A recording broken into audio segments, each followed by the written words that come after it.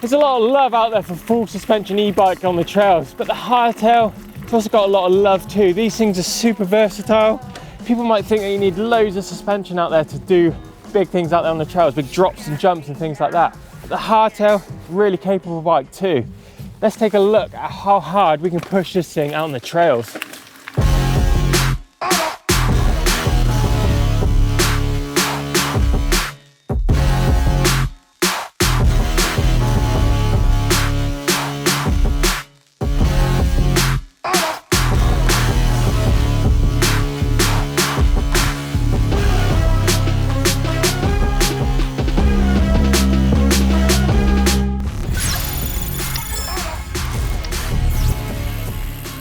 Whoa, this is so good. I forgot how good a hardtail is.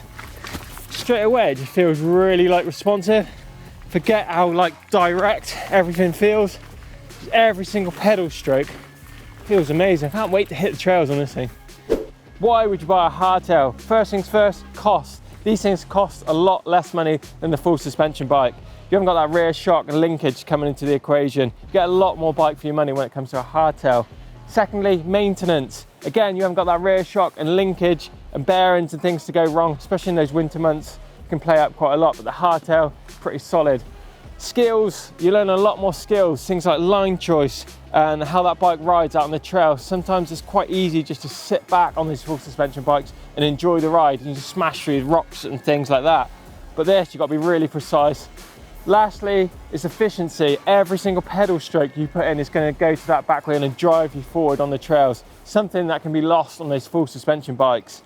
Really efficient bike, and that's why a lot of cross-country riders choose a hardtail. So that's the car park test done out of the way. I've just cruised in on the fire road and already this bike is feeling a hell of a lot of fun. We're here today at Wind Hill Bike Park. I'm going to see what this hardtail is really capable of.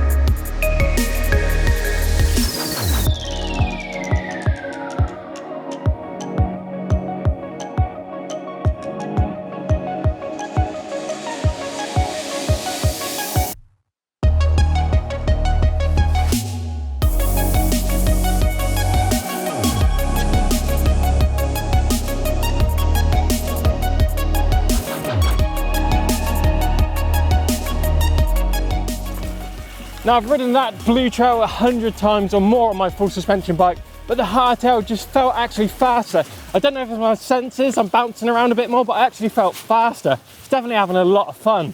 But next up, I want to try that red line. Bigger jumps, more airtime, bigger berms.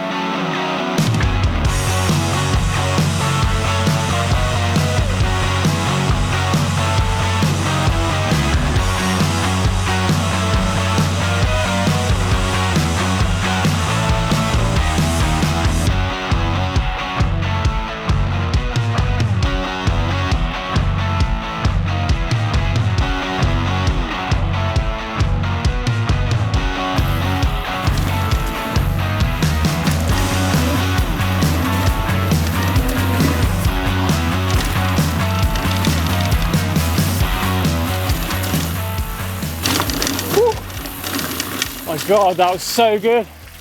This thing actually flies out the corners. The exit speed is unreal compared to a full suspension bike.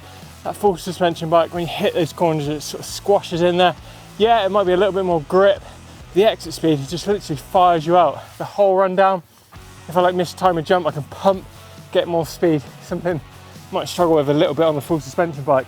But that was bigger jumps and it's feeling already super comfortable as well. So I reckon we can step it up again. Time to try this baby out on some slippy woodland climbs. I know Steve goes on about full suspension bike, finding that grip, but what the thing is I love about a hardtail is feeling so connected to that drive on that back wheel. Sometimes on a full sus bike you can get a bit of loss of that feeling from the rear wheel to the cranks, but as soon as this thing spins I can literally feel it straight away through those rigid rear end and control my power really good.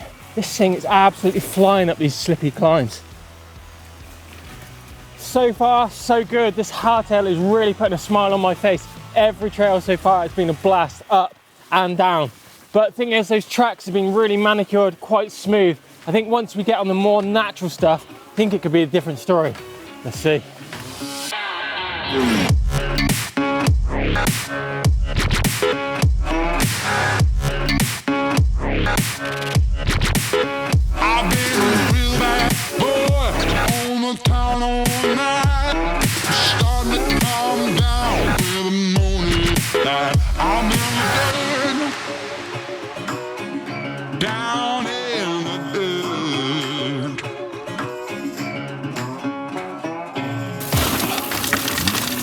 Whoa, definitely used my 120mm of travel down that trail.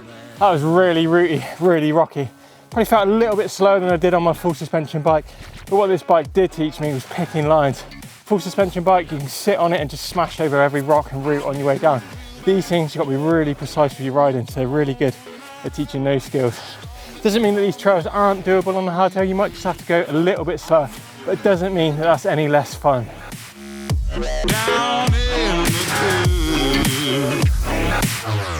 Down in the dirt. Down in the dirt. Down in the dirt. Whoa. Wet, rooty climb should be the downfall of any e-bike, but this thing is literally creaming up any climb I give it. It's really nice having that good power delivery to that back wheel, and also that hard rear end, meaning that I can feel and get my power down ready on every single route before that back tyre breaks away. If it does spin, I can feel it straight away through the cranks.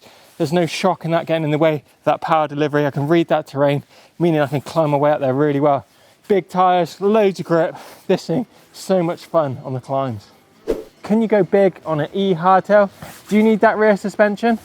Let's take a look.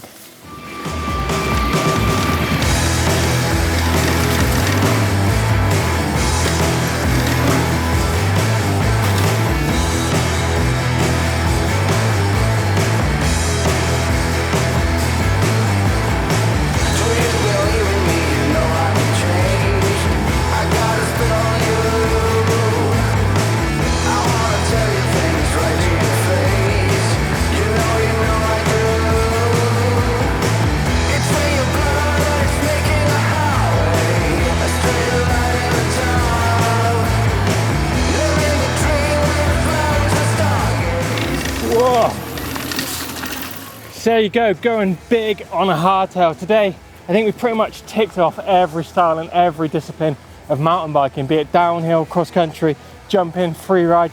This hardtail literally does it all.